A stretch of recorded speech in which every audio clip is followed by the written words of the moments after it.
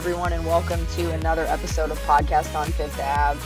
Feels like we're kind of entering the dark days of the off season because there's really just not a lot going on. We were just discussing what to discuss, and we're kind of at a loss. But we're looking ahead to next season a little bit, and Taylor mentioned that something that people have been asking her is prospects. Who's going to be ready next season? Who do we think could potentially make that jump from the AHL minors to the professional level? So Taylor, give us some information. Yeah, I mean, I think this is, something a lot of people care about because they're going to be in a cap crunch. The salary cap is only going up 1 million. Jack Johnson's buyout accounts for most of that. Guys are getting raises. We still don't know what's happening with Malkin and Letang's contracts. So it would be really helpful if guys could come up on, either those entry level deals or cheaper, near league minimum deals and fill in some spots. Because you figure they're probably going to have some at least bottom six forward spots open. I can't imagine Brian Boyle is going to be back at 37 coming off of knee surgery. Yeah. Some of the other guys might price themselves out of Pittsburgh, maybe Heinen or Kapanen. So there's going to be spots open. I feel like Drew O'Connor's a given, right? Yeah, he's got to be. Yeah, he's so ready. I mean, he played, about a quarter of the season last year. He had the collapsed lung, and that kept him out around a month. And then, when he came back, he still was not 100%. So he did have to go back down to Wilkes-Barre. And then by the time he was really, back to 100%, he, his contract structure really prevented him from coming up. He had potential bonuses in his contract, and the Penguins were using LTIR space. You can't use your LTIR space. It's a whole thing. So anyway, it's boring, but his contract structure prevented him from coming back up. And then a big thing with him also, Mike Sullivan, if you're going to be a forward playing in the bottom six, Mike Sullivan wants you to be able to kill penalties. That's important just for, distribution of ice time, so you're not overtaxing other guys. And Drew O'Connor, he had killed penalties in college in Dartmouth.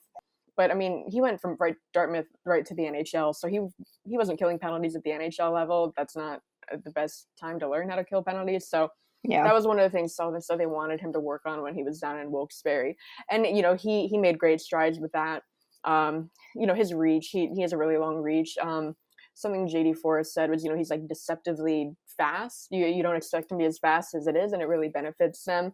So he made, and, when he did come back up at the end of the season, he did talk about, the growth he thought he made on the penalty kill. So, that was really the only thing that he was missing to be able to fill a bottom six role. So now that I think he has that, it's a no-brainer, and he makes, I think league minimum next year.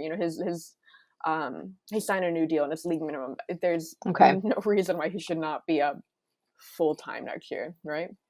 Yeah, exactly. And he really did look super solid in the games that he played, and with all the injuries and inconsistency going back and forth, that didn't help him. But he was a really exciting player to watch when he was playing with the team, and he meshed really well on those bottom lines. He looked like he had a good grasp of the game. His IQ is very high, and he's quick. He's really quick, and that's something that they needed in the bottom six, and they didn't quite have consistently, which will hopefully, if he can make that jump, be really nice to see. Another forward who is kind of right, maybe in that same boat as Radim Zahorna. A guy who, again, he played about a quarter of the season.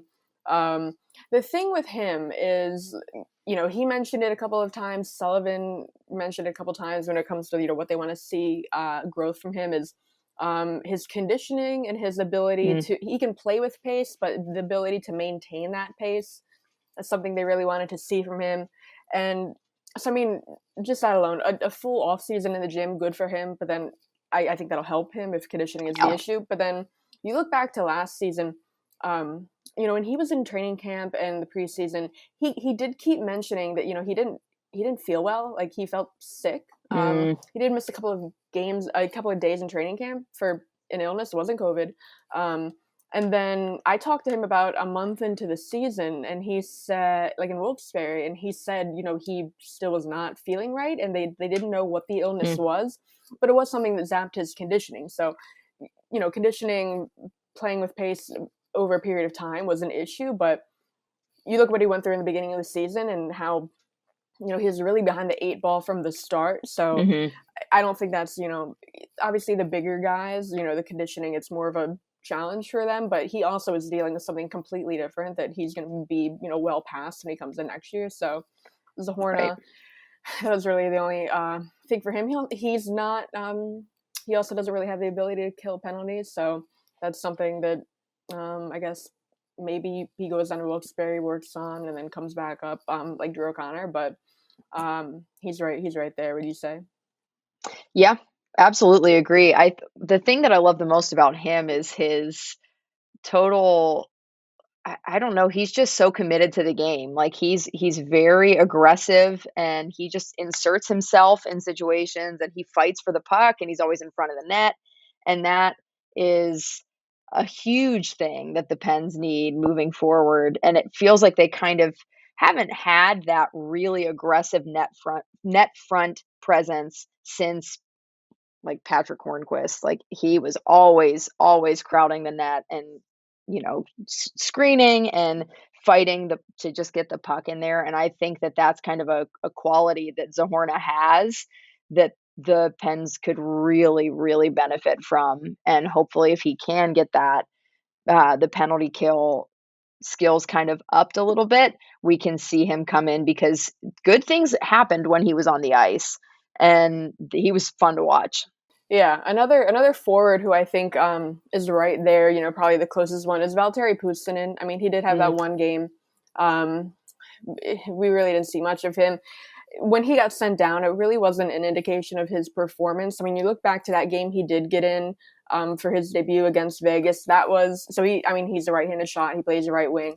That was the game where they healthy scratched Kapanen for the first time. So that is how he got in. But in that same game, Brock McGinn got injured, so they needed a left wing. So that's why Zohorna came back up. Puustinen went down, and then Kapanen got back into the lineup just to have that handedness, because Puustinen hadn't played on the left side in North America at all. So that was really it. It wasn't that the Penguins didn't like what they saw from him, but I mean, you go back to the beginning of the season. I think a lot of times with like the guys coming from the European leagues, especially maybe smaller ones, you wonder how they're going to handle the adjustment to the North American ice. The defensive game, if that's not something that was really a big part of their game in Finland.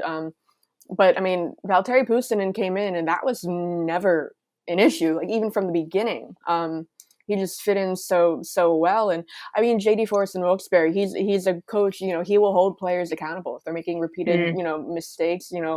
Poor judgment with the puck, or they're not. They're a liability defensively. I mean, we saw like Poulin healthy scratch. We saw Legare healthy scratched a bunch. That never happened with Putin, and he was on the top line, top power play the whole season because he earned it. And I asked JD a couple times, about his defensive game, and he was like, I think he was like not sure why I was asking. He's like, I don't know if he had like a rap for that, but we haven't seen that here. And he said, he's not afraid to put Puustinen out there in any situation. He's a guy, he's not going to be, he was never an issue defensively. So he's a guy that's reliable. His English even got better over the course of the season. When he came to training camp, he really couldn't speak a word of English. When he did come up for his debut, because in the preseason, they're using defenseman Nicholas Almari as like a translator. So when he came up for his debut, I asked Sullivan, was Kapanen filling in as a translator? And Sullivan's like, actually, no, like his English, greatly improved. And Puustinen, he also came into training camp a little chubby. His nickname in Finland was Phil Kessel for a reason. Physically similar. That was one of the things he told me. But he really did slim down over the course of the season, just getting on like the right nutrition workout plan and all that. And Sullivan said, that cutting down his body fat really helped his ability to play with pace. So Puustinen, he's right there. I don't know if I'd want him in a bottom six role full time. He's really not that kind of a player. I mean, he's not an issue defensively, but I mean, he's an offensive guy. Of the guys to come out of Wilkes-Barre, he's like the closest thing they've had to Jake Gensel since Jake Guentzel. So I don't know if there's like a top 6 spot, right? Would you like to see Boosting get a shot?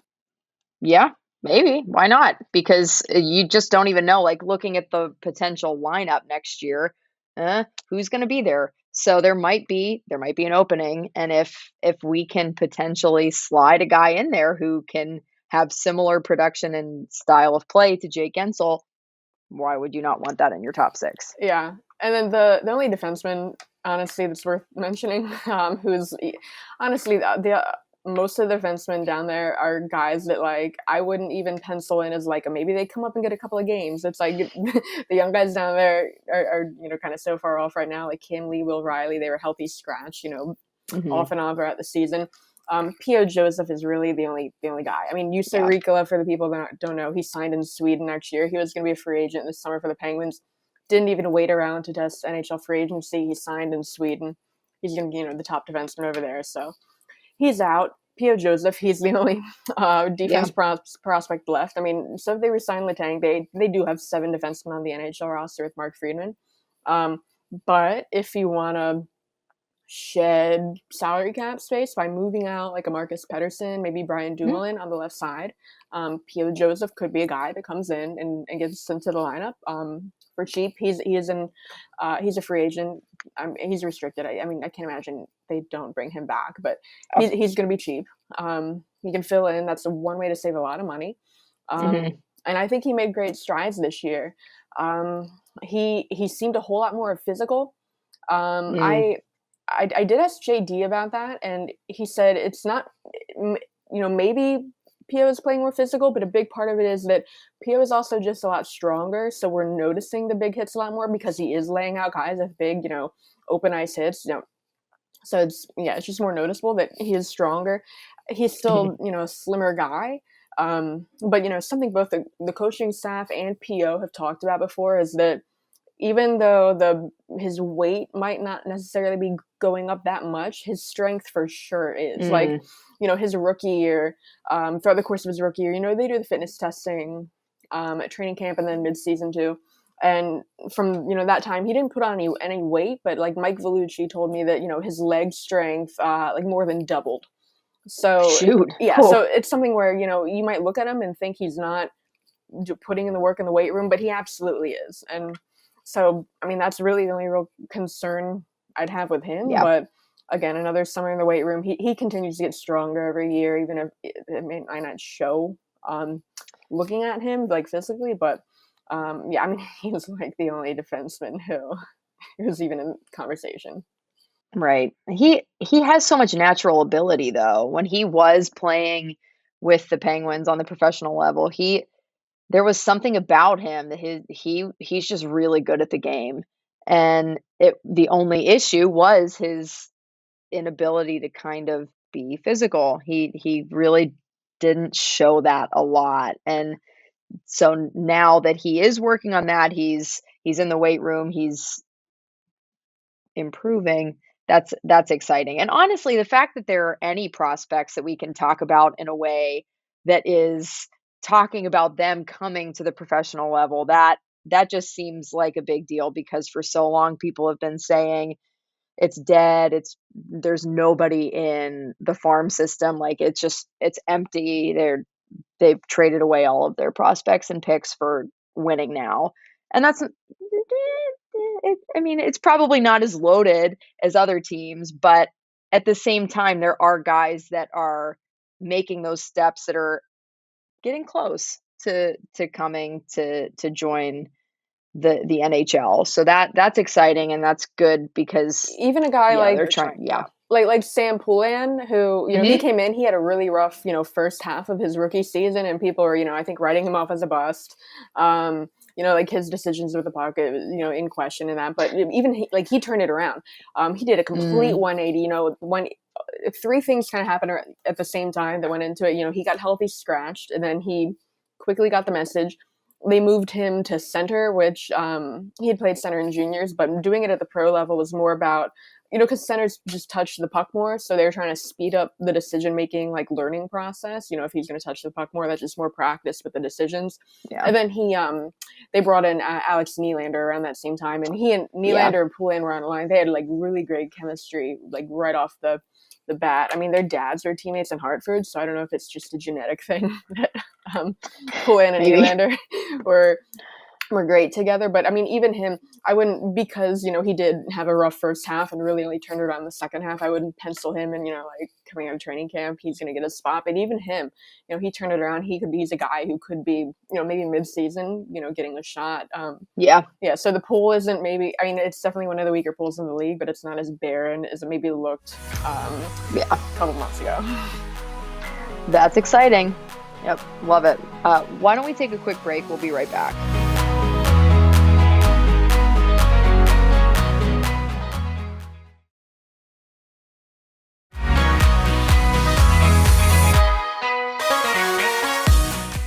And we're back. We're recording this on Tuesday, a day early, but the conference finals will be starting tonight and then going into tomorrow. And I don't think that these matchups are what I personally expected, but they're going to be entertaining nonetheless. We have Colorado and Edmonton in the West, and then we have Tampa and New York in the East.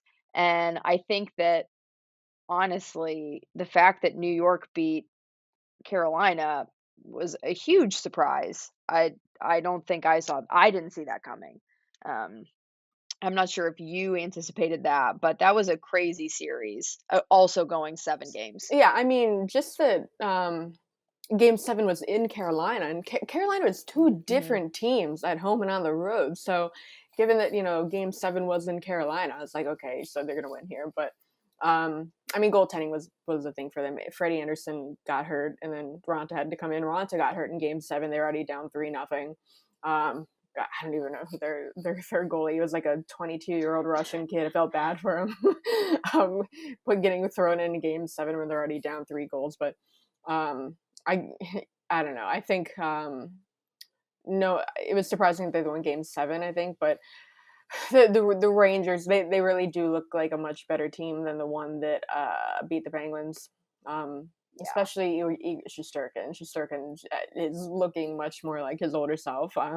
Not that the Shesterkin was maybe like a little rattled in those games against the Penguins, but I mean, this goaltending matchup we're getting in the Eastern Series, right? Like Vasilevsky and Shesterkin, and I think insane. Tampa. We talked about this last week that, like, I think people are like writing them off as like a illegitimate cup pick just because you're like, oh, there's no way they can do it 3 times, but it's like they might do it 3 times. Vasilevsky's playing unreal. They swept Florida. I mean, the Battle of Florida was dead just because it wasn't exciting at all. So I mean, yeah, I think that's gonna be a really fun series. I don't know who my pick is. I'm gonna go with Tampa. I think I'd give Vasilevsky the edge over Shesterkin. But that's gonna be a really fun series. It's gonna be so fun, and I think that Tampa probably will pull it out. I don't want to say that for certain, because I thought that Carolina was going to mop the ice with the Rangers, and they didn't. But it just seems like Vasilevsky is playing consistently better than Shesterkin, and Tampa's star players are way, way beyond what the Rangers have. Not that the Rangers aren't talented, but they're young, they're inexperienced, and they just aren't as well-rounded as the Lightning. But I thought that about the Hurricanes, and that didn't work out because the Rangers got physical and they beat them in that regard. So it's going to be really interesting to see what happens in that series, because it does feel like it really could go either way. I have no idea what's going to happen, but it's going to come down to whoever has the better goalie, which, no surprise there. I'll say Tampa. I just have a feeling Vasilevsky. I'll say Tampa in 6. Yeah. You want to put a number on it? I think this is going to go 7 games. Yeah, because the Rangers can just find a way to force 7 games. So I think it's gonna go down to the wire, but I think Tampa's gonna Wild win. card here is how many guys on Tampa get injured by Jacob Trouba. Yup, that's the thing. How crazy his elbow Yeah, I don't know how gets. much more we can talk about this. We went into it at length, but last week. But I mean, his hit on Domi looks a whole lot like his one on Crosby, which looked a lot like the one on Kyra, which looked a lot like the one on McKinnon. He's not getting called for these things because they are borderline. Where he just gets that elbow up, just maybe a little bit too much head contact, but it's such a gray area. He's not going to be called for in the playoffs. Guys keep getting hurt from it. I don't know. So I would expect to see more of the same from him against Tampa. So Yep. It's not going to change because he's not getting in trouble. Nothing's happening. It's just his disciplinary history. I mean, we went over it when this happened to Crosby. His history is the actual history that he's been punished for. It hasn't been much. He had like one headshot a long time ago when he was in Winnipeg that he got suspended for, and then I think it was a fine for like a slash. But other than that, there's so many videos of this guy giving hits like this and like guys getting hurt and okay, maybe that should have been a penalty, a fine, but like nothing's happening. So yeah, of course he's gonna keep doing it. So yep. Yeah, why not? Especially if it's helping shift momentum in favor of the Rangers. Why not? Why not try it? I don't know. Infuriating. But yeah, so we have that in the East, and then we have, holy hell, we have Colorado and Edmonton, which all eyes are going to be on McKinnon and McDavid in that series. That's going to be just totally bonkers. Yeah, I still can't believe this Oilers team made it to the conference finals. I mean, I guess I can because like McDavid and Draisaitl are like doing it kind of almost single-handedly. I mean, but I mean like double-handedly. Mike Smith is their goalie. Mike Smith, like we've seen how many oh my god, how did that go in goals from him already? So yeah, I'm gonna have to go with the Avs on this. I think McDavid. I'll say McDavid stretches it to 7 games and makes it interesting, but I just can't see the Oilers getting out of this round with like the supporting cast they have. Obviously McDavid Draisaitl, but like the rest of the Evander Kane's having a good playoffs, but the rest of the supporting cast, including like the goalie, I don't see how they make it out of this round against the Avs. Definitely not. Yeah, the Avs just have a special feel about them this year, which I'm pretty bad at predicting things because I felt that way about them last year and they didn't do very well. But they look really determined this year, and overall as a team, they're just way deeper and better than the Oilers. And yeah, who's in goal for them? Honestly, I'm not sure. Who is it now? Yeah, I feel like every team in the playoffs has used like 3 goalies. Yeah, it's been all over the place. Really, that's what I want to know. But neither one of these goalies are like top tier. It's not like what we're seeing in the Eastern Conference. This Western Conference final is going to be like battle of the very moderately okay goalies. Jack Johnson. Excited to see Jack Johnson make it to the. I mean, he's not in the lineup every night. He shouldn't. He didn't he have a breakaway goal in the season opener? Do you remember that? I think so, yeah, because it was something that we talked about over here in Pittsburgh for a while. He had a breakaway goal, I'm pretty sure, in the season opener. When that happened, I was like, all right, maybe this is a different Jack Johnson this year. I mean, he is having like a much better year in Colorado overall than he did in Pittsburgh, although the bar was very low. But I mean, you just look at like what his playoff series against the Islanders when he was here. Do you remember what he got? He got called for a penalty, put the Penguins on a PK, and then he steps out of the box, and I don't think he was out of the box for like 2 seconds, and he immediately he does the same thing again as to go back in the box, and that was like one of the last things we saw of Jack Johnson, and that's it was kind of. I don't know. I wouldn't say the painful. Jack Johnson experience in Pittsburgh because penalty. It's not like penalties were. He was just not doing them any favors in Pittsburgh. But he's a good guy. Good to see that he's in a better situation in Colorado. But I just think it's funny that I don't know. Crosby is out in the first round. Bingham's out in the first round. Jack Johnson's I'll say probably going to the Cup final. I don't know. I feel like, I mean, I'm definitely saying Avs. I'll say, did I say again? Oh yeah, I said 7, right? 7, I think McDavid stretches this as 7. He's gonna do something stupid, like stupid good, and like put the team on his back. But I don't think, I don't think the Oilers come out of this. Yeah, I agree. Take it with a grain of salt, but I think the Avs are going to win it in 5. I think Edmonton will win 1 game. They might win tonight. But again, we've already established how bad I am at guessing things. So it's probably not going to happen. It's probably going to go to 7. But it's going to be an exciting couple series to watch. Hopefully we get, I don't know. I feel like the series between the Rangers and the Canes was a bit disappointing. So hopefully this is just better hockey all around. I think just nothing in that last round stood up to the Battle of Alberta. Like, by comparison, it's like every other round just like was so boring compared to the Battle of Alberta. Yeah, I don't know that. Yeah, but definitely both interesting series. Both have interesting, the goaltending matchup in the East, and then, you know, 2 of the best players in the world going up against each other out West. So it's gonna be fun. So fun. Yeah. Why don't we take one more break? We'll be right back.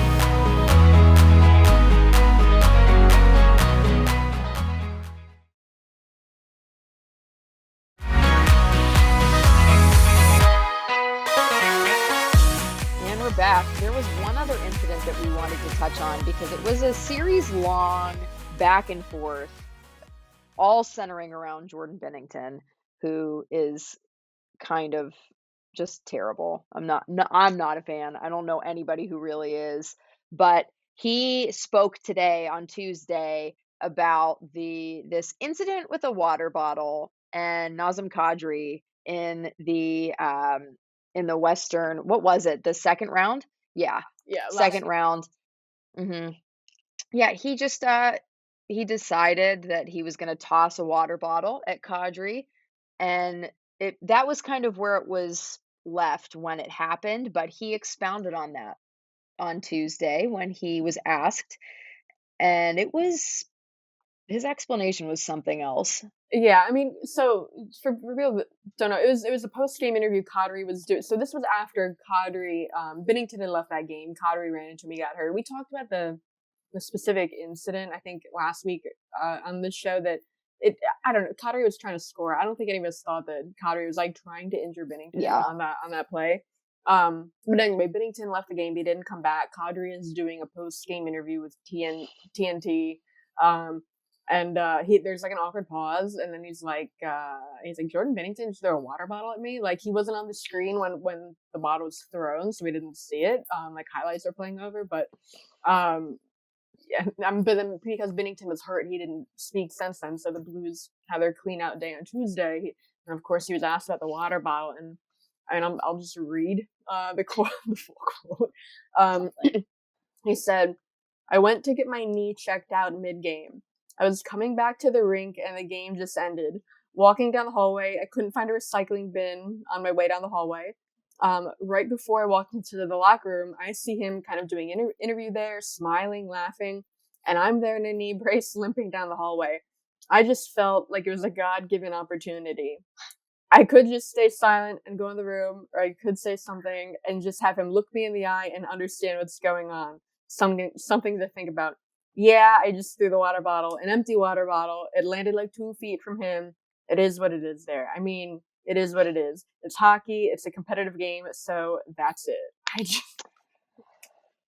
And watching it happen, watching him talk about it, he just seems like a middle school boy who is so proud of standing up to who he thinks is bullying him.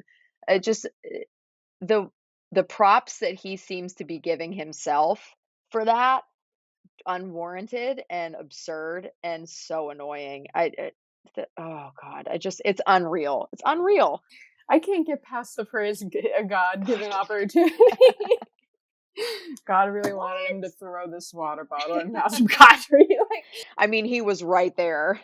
And like he was just so dramatic. Like he's like, I'm limping down the hallway, my knee hurts, and Kadri's there smiling, and so he just had to do it. Like he couldn't just say, I don't know, like he's being immature, but he had to like make it into a thing. Like, I'm trying to make a statement, make him think about what he did. Just shut up. Like, what? No, that's not what that was. You got pissed and you overreacted, and now you're trying to play it off like it was this calculated thing. Yeah. No. Yeah, No. and I mean, but Kadri on the broadcast, he laughed about it, and then like he went up the next game and scored a hat trick. Says, okay, Jordan, you really showed him by throwing the water bottle. He got the message. He's sorry. No, like he didn't mean to do it. I don't think it was something that was done intentionally. He's trying to score in that moment, and it's like when you slow anything down like that, I think it makes anything look worse. But I mean, it's like a millisecond he's working with. He's trying to score. He's not trying to hurt Jordan Binnington, but I feel like we've talked about it. Like, was it last season where the NHL was running those like Facebook ads? It was like no soap operas, just hockey, which were like bizarre on their own. But then I feel like ever since then we've only had soap operas. Yeah, the fact that it is like exclusively a soap opera, that there's always some kind of theatrical thing that's happening or occurring or being talked about. Yeah. And everything is elevated as if Kadri was standing there smiling about the fact that he hurt Jordan Binnington mid-game and was just so pleased with himself. Like it's hockey, guys. Calm down. I mean, it's super interesting. I'm not gonna say like something just like bad for the game, bad for the league, because everyone's talking about it. Like I'm sure the next time the Avs and the Blues play each other next season, everyone's gonna tune into that game to see Kadri and Bennington. But like something like, it's just so stupid and it's funny. Like these are grown men, and Bennington's like, I did throw a water bottle with you, smiling, my knee hurt, and owie. Like get out of there. Like, oh my god, how preschool is that? Seriously. But this is like Bennington has a lot of moments like this where like he's a guy who's gonna break his stick a lot. Do you remember there's a game this season where I think he thought he got interfered with? Either way, he was very over dramatic about like disagreeing with he was arguing with the ref and all. So, and kind of it was a goal that I think it would have put the Blues ahead over the Penguins, but so because Bennington's making a big show about this, it kind of like made the Blues coaches like challenge the goal, because like otherwise you're like showing up your goalie. I do remember that. Yeah, well, but then so it wasn't goalie interference, and the goal. No, so yeah, the Penguins goal got called back, and I mean, the Penguins goal stood. The Penguins goal stood. I'm not getting, you know what I'm saying. But anyway, so because so then the game was tied, and then because they got the challenge wrong, the Penguins got a power play. They scored on the power play, won the game. So because it was so close, towards the end of the third period that anyway, but Bennington, do you remember when Lundqvist pushed the net over and Fleury was like, "That's baby stuff"? Like, can we get Fleury's take on just Jordan Binnington? Fleury's, I feel like, I don't know, Fleury, I think more mellow now. I don't think he's gonna call out of the goalies like that, but but still, he probably has thoughts. Yeah, I'm sure he would call this baby stuff. That's what it is. God, throwing things at as an adult, throwing something at another adult or anybody. What's I don't know. It's just confusing, but I don't like the guy, and nobody likes the guy. No, he also in that next game when he was hurt, Bennington has like a lot of like tweets, like former offensive like tweets like about like Muslims, women. I mean, honestly, it's like he left no like box unchecked. He's going after anyone. A lot of like offensive stuff, like the one. What I mean, I think he had a couple on women, but like the one that I would see people like bring up on the timeline was like he had tweeted like, "If you have your period, be quiet." Like it just, he was like younger when he sent these, but like old enough to like not be this stupid. But it was like, I guess you know, in that next game, and Kadri was like, you know, scoring these goals, people were sharing a lot of like those old tweets from Bennington, and Bennington deleted those tweets like mid-game. So it's like Kadri's in there scoring the hat trick, Bennington's up in the press box and deleting all of his tweets about like Muslims, women, all kinds of people. So, oh yikes, dude! What a guy! What a guy! Glad he's not our goalie, that's for sure.